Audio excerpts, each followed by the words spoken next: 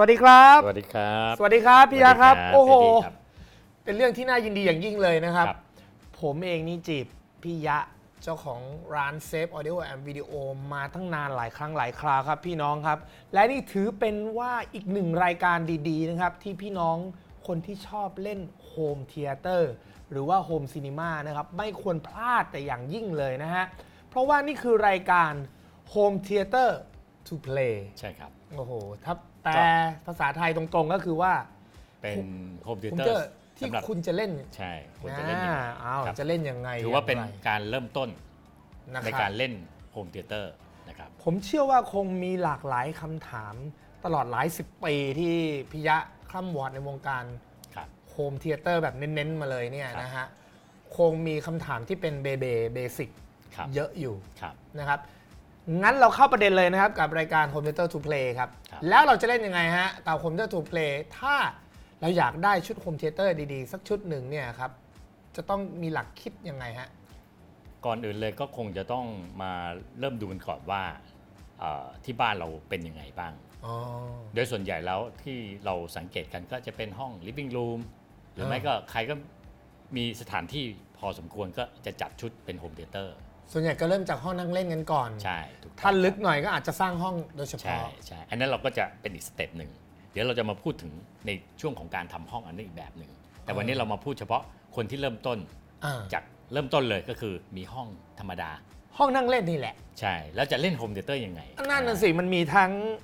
in the box ลำโพงที่เป็น satellite เล็กๆ แบบติดบนผนังอะไรอย่างเงี้ยนะฮะหรือว่าจะเป็นซาวบาร์ ครับ แต่ละอย่างมันควรจะมีคาแรคเตอร์หรือความเหมาะสมที่แตกต่างกันใช่ไหม ใช่ ฮะ ครับ หรือว่าจะเป็นลำโพงตั้งพื้น บางคนอาจจะไม่มีพื้นที่ที่ใช้ลำโพงตั้งพื้นก็ได้ ใช่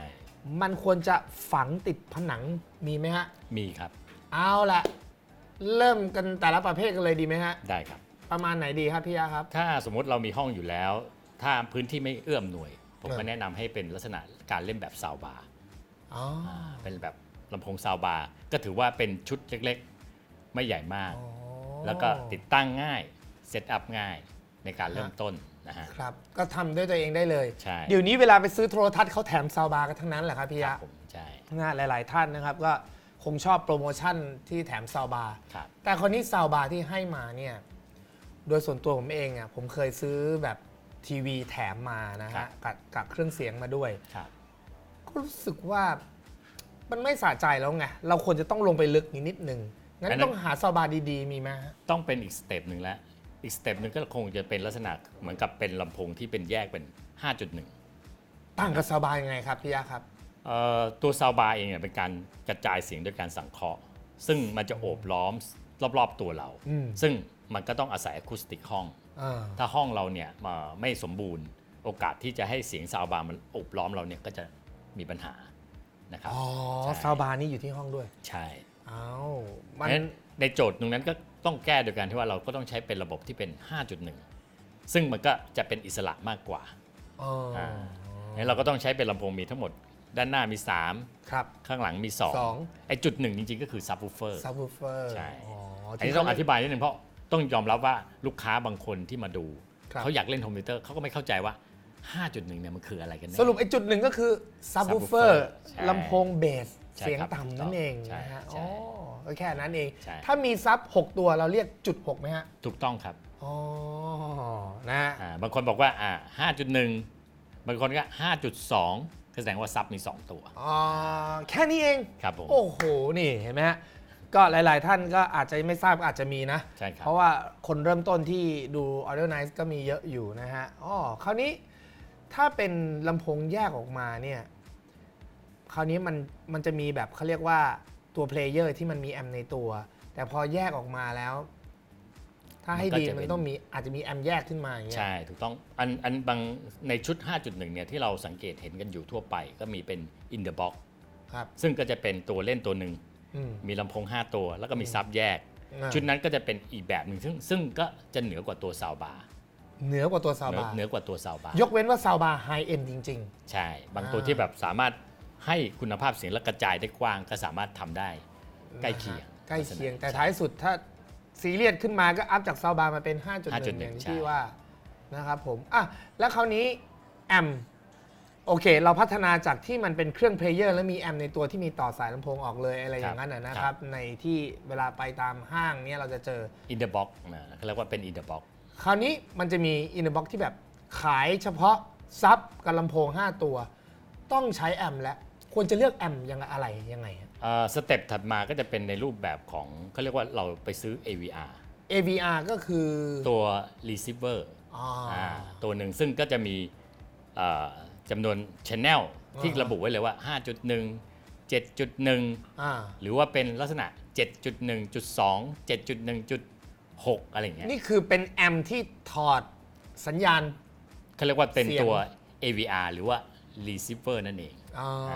นะฮะ อ่า โอ้โหก็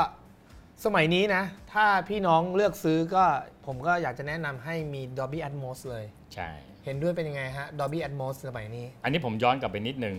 ถ้าสมมุติว่าคนที่เข้ามาเริ่มต้น เขาก็จะรู้จักโอเค อยากได้โฮมเทเตอร์ ครับ 5.1 แล้วห้องก็เล็ก อ่า ผมคิดว่า 5.1 ก็ถือว่าโอเค ครับ แต่ถ้าเราคิดว่าเราจะเผื่ออนาคต ก็ควรที่จะมีเครื่องที่มันรองรับ เลย ตัว App Mode เลย ก็น่าจะดีกว่า ก็คือลำโพงข้างบนเพดานนี่แหละ ใช่ เนอะ AVR ตัวเดียวมัน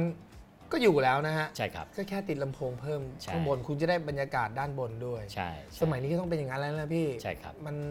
หลายสิบปีแล้วนะฮะ กว่า ครับ Atmos จะออกมา ครับ เดี๋ยวนี้ก็ควรจะเล่นมี Dolby Atmos ใช่ นี่เรามาเจาะลึกในเรื่องของ AVR ที่เป็นลักษณะของระบบเลย ครับ ที่บันทึกไม่ว่าจะเป็น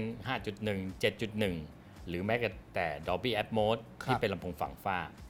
อธิบายนิดนึงก็คือว่าเริ่มต้นเลยในเรื่องของ Home Theater เนี่ยที่เราสมัยเริ่มต้นมาก็คือ 5.1 ฮะ นะครับก็คือมีลำโพง 5 ตัว มีซับวูเฟอร์ 1 ตัว อืม พัฒนาขึ้นมาอีกระบบหนึ่งก็จะเป็น 7.1 อ๋อ นั่นก็หมายถึงว่ามีลำโพงเพิ่มอีก 2 ตัวด้านหลัง ครับ ก็กลายเป็น 7 Channel 7 Channel รอบตัวเรา แล้วซับก็เป็นจุดหนึ่ง ครับ แต่ปัจจุบันเนี้ยพัฒนาแบบใหม่ขึ้นมา ซึ่งจะเป็นระบบ 9 Immersive Sound นั่นก็คือมีระบบที่มีลำโพงอยู่บนฟ้าอีก 4 ตัว หรือ ครับ 2 ตัว ครับ นะครับเขาเรียกว่าเราเรียกง่ายๆว่า Dolby Atmos DTS:X Audio TD อันนี้เป็นระบบตัวใหม่ อ่า เรียกเลยรวมๆว่า Immersive Sound นั่นเอง อ๋อ ซึ่งตัวเนี้ยก็จะเป็นอีกสเต็ปหนึ่งสำหรับคนที่จะมาเล่นโฮมเทเตอร์ที่เหนือชั้นขึ้นไปอีก เหนือชั้นขึ้นไปอีก ใช่ นะครับผม ทีนี้เรามาดูว่าเริ่มต้นยังไงมันถึงจะดี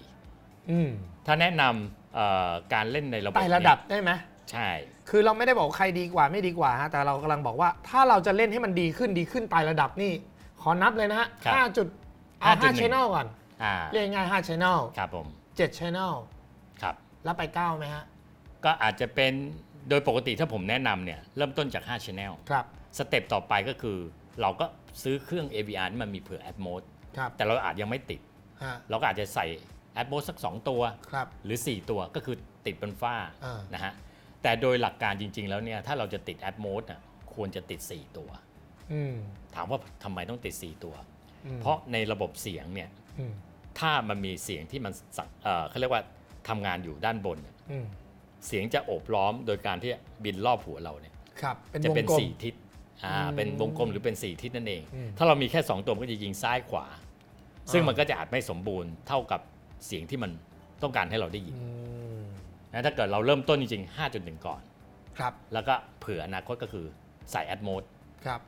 ถ้าใส่จริงๆ ควรจะใส่ 4 ตัว อืม ถึงจะได้เสียงที่สมบูรณ์แบบจริง นะฮะโอ้โห ใช่ เดี๋ยวนี้พวกลำโพง Dolby Atmos ก็ไม่ได้แพงนักอะนะครับ ครับ เท่าที่ผมเห็นก็เริ่มหลักพันเท่านั้นเอง จนมีไปถึงระดับหมื่นอะไรอย่างเงี้ย ใช่ครับ นะฮะ ใช่ครับ ก็อันนี้แล้วแต่ว่าเราจะเลือกนะครับผม ๆ ครับ คราวนี้ครับพี่ยะแอมเนี่ย AVR ที่เราทราบกันอยู่ มันก็มีหลายระดับ ครับ มันก็มีหลายรุ่น ครับ เอาละสิ มันมีวัตต์เท่าที่ผมทราบเนี่ยความแพงของมันเนี่ย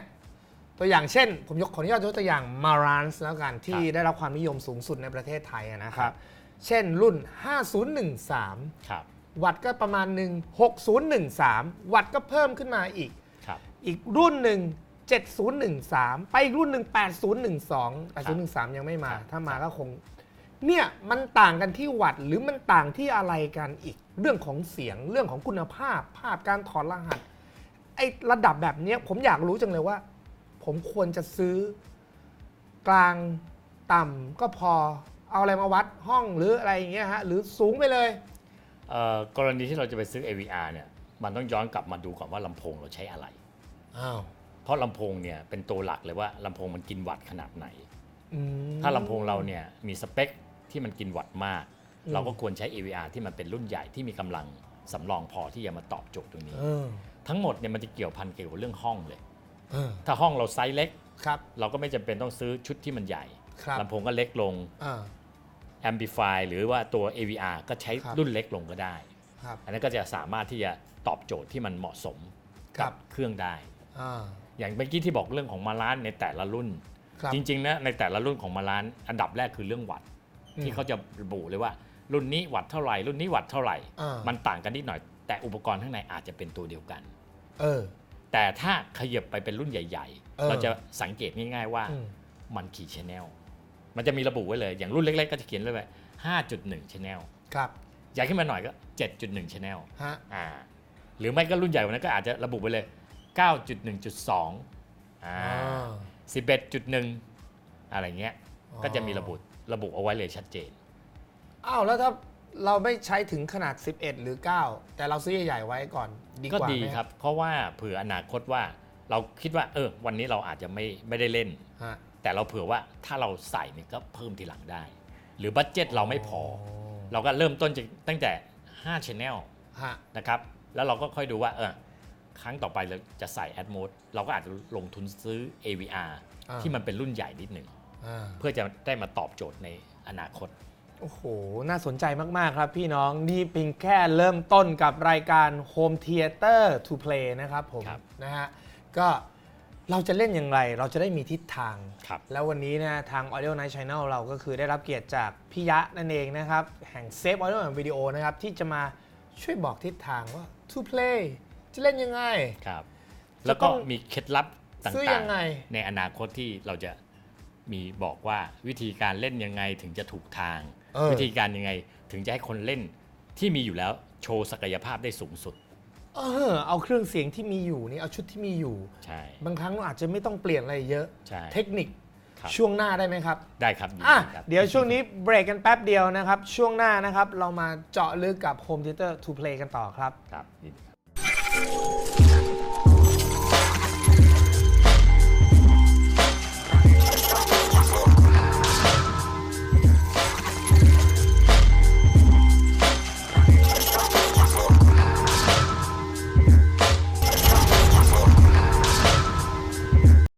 เอาละครับ กลับมาช่วงที่ 2 ครับ ครับผม เรายังอยู่กับรายการนะฮะ Home Theater to Play ครับ ง่ายๆเลยนะครับ เล่นยังไง เราจะเล่นนะครับ Home Theater ที่เราควรจะเล่นเนี่ย มันต้องมีทิศทางสิ ครับ มันต้องมีเข็มทิศ ครับ หรือว่าผู้นำทางที่ดีนะฮะโอ้โหก็พี่ยะยังอยู่กับเรานะครับนะฮะเจ้าของร้านแห่ง Safe Audio and Video ที่ CDC เรียบทางด่วน ครับ คือเมื่อกี้นี้นะครับพี่น้องเราในช่วงแรกเนี่ยเราก็พูดถึงว่า AVR receiver มันมีประมาณหนึ่งและมีหลายรุ่นด้วยกัน คราวนี้มันต้องมีวิธีเลือกให้เราหน่อยสิครับเผื่อพี่น้องกำลังสนใจผมว่าหลายท่านคงกำลังจะเลือกอยู่ ครับ จะเลือกยังไงต้องมีหลักการอะไรคร่าวๆหน่อยดีกว่าครับ อันนี้ก็เป็นเคล็ดลับอันหนึ่ง ครับ ซึ่งจะให้กลุ่มพี่น้องได้รู้ว่าวิธีการเลือกอุปกรณ์เครื่องเสียงหรือ AVR ที่จะใช้เนี่ย ครับ คุณจะเลือกยังไง ครับ อันนี้เราแบ่งแยกของง่ายๆก่อนว่าปัจจุบันนี้ AVR มันมีหลายแบรนด์หลายยี่ห้อ ครับ แต่ละแบรนด์แต่ละยี่ห้อก็จะมี น้ำ บุ เสี ค ยง ลิกน้ำเสียงที่แตกต่างกัน แต่ผมจะแยกออกเป็น 2 ส่วนก่อนนะครับ ครับ อันดับแรกก็คงเป็น AVR ที่เป็นค่ายญี่ปุ่น อ้าว ไม่ว่าจะเป็นมาลาน อ้าวออกยี่ห้อเลยฮะ อ่า เดนนอน มาลานเดนนอนนะฮะ ยามาฮ่าย ามาฮ่าหรือออนเกลหรืออะไรก็แล้วแต่พวกเนี้ยอันนี้ก็จะเป็นค่ายของญี่ปุ่น อ่า ซึ่งก็จะมีบุคลิกเสียงซึ่งมีความแตกต่างกัน ครับ ในร้านค้าต่างๆ ที่จำหน่ายเขาก็จะบอกว่าอันเนี้ยมันแมทกันนี้ อ่า อันนี้จะแมทกันนี้ ครับ อันนี้ก็เป็นส่วนหนึ่งซึ่งก็ถือว่าเป็นทิศทางในการเลือกอีกวิธีหนึ่งเหมือนกัน แม้แต่ในโซนญี่ปุ่นเอเชียเนี่ยมันก็บุคลิกก็ไม่เหมือนกันแล้ว ใช่ นะครับ บางเจ้าเน้นกำลัง อ่า บางเจ้าเน้นความโปร่งใส รายละเอียดสดใส ใช่ ตรง ใช่บางเจ้าเน้นความนุ่มนวล อ่า มันก็ต้องไปแมทกับตัวลำโพง อ่า แต่ที่เราวันนี้จะมาพูดถึงจริง ๆ แล้วก็คือว่าเราต้องดูก่อนว่าลำโพงเราใช้แบบไหนยังไง เราถึงจะไปเลือก AVR ที่เหมาะสมกับตัวลำโพง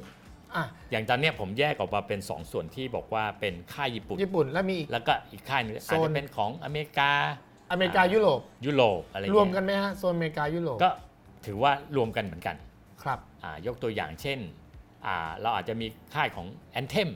ครับ อันนี้ Anthem ก็เป็นของแคนาดา ครับ Audio Control Audio Control ก็จะเป็นของอเมริกา อเมริกา หรือแม้กระทั่ง NAD ครับ NAD ก็จะเป็นของอังกฤษ อ่า เงี้ยแต่เราไม่ต้องสนใจว่าจะผลิตที่ไหน เหรอ เราบางเจ้าบอกเฮ้ยมันผลิตไชน่าเลยนะอันนั้นเราไม่ต้องสนใจดูที่ค่ายก่อน ครับ ว่าค่ายไหนเป็นยังไง อืม และแนวเสียงของค่ายแต่ละค่ายเสียงจะไม่เหมือนกัน ไม่เหมือนกันอีก ใช่ ทำไมต้องผลิตให้ไม่เหมือนกัน คือเนื่องจากว่าอย่างที่เราเข้าใจคือญี่ปุ่นเราก็รู้อยู่แล้วว่าเรื่องเทคโนโลยีนี่ถือว่าอันดับหนึ่ง อ่า เร็วที่สุด เออ ฮะตอบโจทย์ได้ทุกอย่างเลย อ่า ราคาก็ถือว่าจับต้องง่าย อ่า ช่วงหลังมาเนี้ยก็จะมีค่ายของทางยุโรปหรือทางอเมริกา ครับ ก็ทำราคาสูงกว่าหน่อย อืม แต่สิ่งที่ได้ก็เหนือชั้นกว่า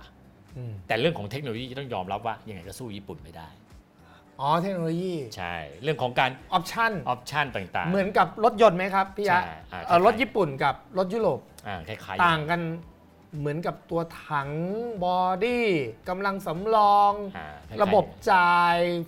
ของมันระบบจ่ายไฟจ่ายทุกอย่าง ครับ ใกล้เคียงแบบนั้นนะ คล้ายๆอย่างนั้น ซึ่งถ้าจริง ๆ แล้วเรามาฟังเนื้อเสียง เออ ของค่ายทางยุโรปหรืออเมริกาเนี่ยมันก็มีความอิ่มหนา อิ่มเอ้า แล้วญี่ปุ่นอิ่มหนา อิ่มหนาส่วนมากญี่ปุ่นจะเน้นความสดใส ส่วนมาก จะเป็นอย่างนั้น แต่นี้พอเรามาจับแมทให้มันเหมาะสมอย่างบาง ครับ บางลำโพงเรามีความชัดมากหรือสดมาก สดมาก เราก็ต้องใช้ค่ายของทางยุโรปหรือไอ้กันมาช่วย อ่า มันก็จะเพิ่มความอิ่มหนา หมายถึงว่าจี๊ดจ๊าดเจียวจ้าวเนี่ย อ่า ใช่ไหมฮะหรือว่ารู้สึกบาง ใช่ ทางอเมริกาและยุโรปน่าจะตอบโจทย์มากกว่า ใช่ใช่ แต่ถ้าอยากได้ฟังเพลงซอฟต์นุ่มนวล ก็สามารถ ญี่ปุ่น ใช่ของ ก็ ญี่ปุ่น น่าจะไม่ธรรมดา ใช่ใช่งั้นเราก็ต้องมาดูเลือกกันก่อนว่าเราจะใช้แบบไหนยังไง อย่างดูสเปคง่ายๆ ก่อนว่า อืม อย่าง AVR ของญี่ปุ่นเราจะเห็นว่าวัตต์เยอะ เออ 100 วัตต์180 อืม เราดูวัตต์อย่างเดียวไม่ได้ เราต้องไปดูว่าสเปคมันเนี่ยกี่โอห์ม วัดเท่ากันไม่ได้หมายความว่าพลังเท่ากัน ใช่ ดูยังไง บางครั้งก็อาจจะเขียนมา6โอห์ม เออบ างเจ้าเขียน8โอห์ม เออ แต่ให้สังเกตง่ายๆว่าเทคนิคเคล็ดลับก็คือ พยายามดูว่ามันสามารถเล่นได้4โอห์มไหม อ่า ถ้าลง มีนะฮะ มีระบุเลย บางยี่ห้อก็ระบุไว้เลยให้ปรับให้ได้4โอห์ม อ่า ถ้าได้4โอห์มแล้วเนี่ยถามว่าทำไม อืม โอกาสที่จะขับลำโพงนะยาก หินเนี่ย ๆนะมันจะง่ายขึ้น อ๋ออ แต่เนี่ยมาดูค่ายของฝั่งอเมริกาหรือยุโรป ถ้าเราปรับเป็น4โอห์ม6โอห์มเสียง เสียงก็อาจจะต่างกันนิดหน่อย แต่ถ้าแนะนำปรับเป็น4โอห์มเนี่ยมันเหมือนกับขับลำโพงได้ง่ายขึ้น อ๋อ โอกาสจิ๊ดจ๊าดหรืออะไรพวกเนี้ยก็จะน้อยลง อาจจะลองปรับดูแล้วก็ลองฟังเสียง ใช่ ลองจูนกันนะ สำหรับคนที่มีอยู่แล้วก็ลองเข้าไปดูว่าเครื่องของตัวเองเนี่ยสามารถปรับได้ไหม 4โอห์มได้ไหม ใช่ โดยมาตรฐานนี่6โอห์ม8โอห์ม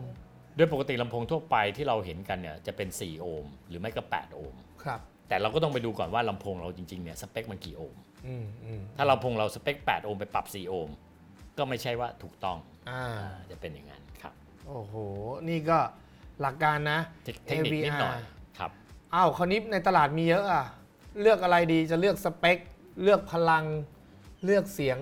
แล้วแต่ใช่ไหม ก็ต้องอย่างที่เมื่อกี้พูดไปก็คืออันดับแรกถ้าเป็นของค่ายเนี้ยเราคงจะไปดูเรื่องของดูว่า